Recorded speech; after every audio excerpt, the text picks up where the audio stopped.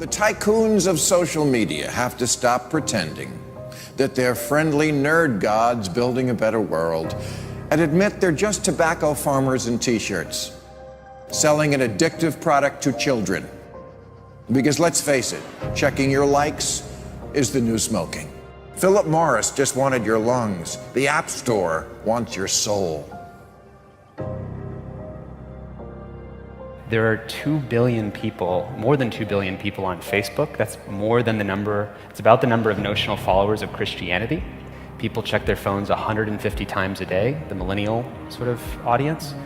And so if you think about it, from the moment you wake up, it's like you're jacked in to this environment.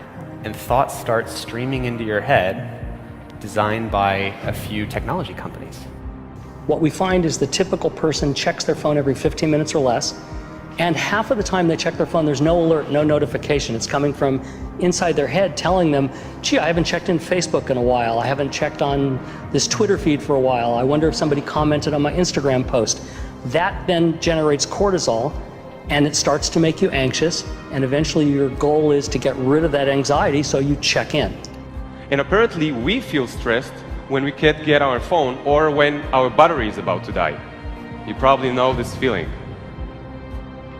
And a research done in Australia among 3,000 people under the age of 30 found that 9 out of every 10 admit to feel this anxiety while having his battery dying.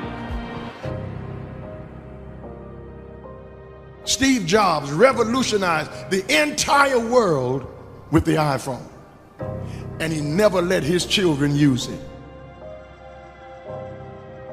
because he did not want them dependent on technology.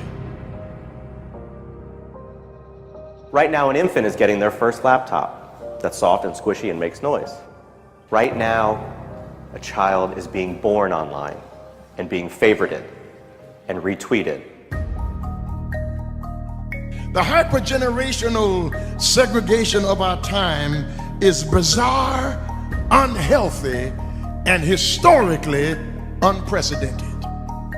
You've never seen the like of people sitting at a table in a restaurant not talking to each other because they're texting and using their Facebook and Instagram and Twitter, and they are at the table and don't even know each other. In the house and can't even talk to each other. And the pressure that's on us to be like everybody else is so great that everybody tries to live like they're in a reality show. As a culture, we don't have enough in common anymore. And that's because the internet, which was supposed to unite the world, has become too adept at serving us personalized content.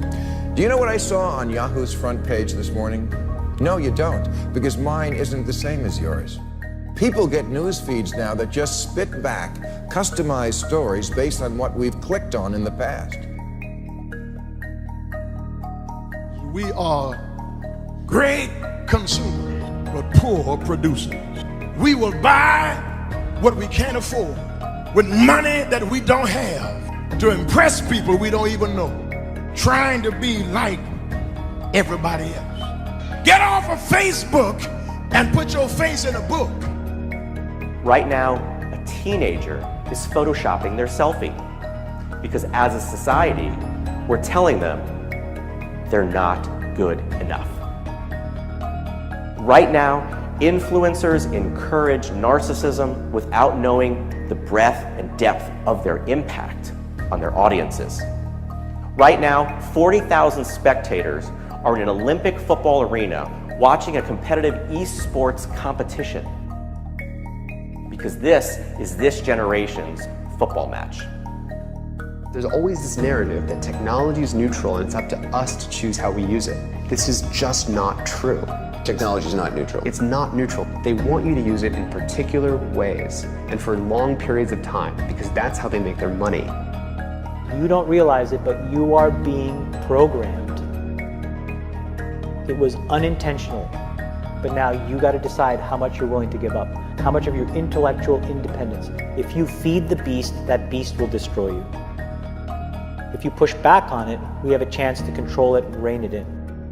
And it is a point in time where people need to hard break from some of these tools and the things that you rely on. The short-term dopamine-driven feedback loops that we have created are destroying how society works. No civil discourse, no cooperation, misinformation, mistruth. And it's not an American problem. This is not about Russian ads. This is a global problem. I challenge everyone to try going 1 week without social media. Don't let your phone and social media control you.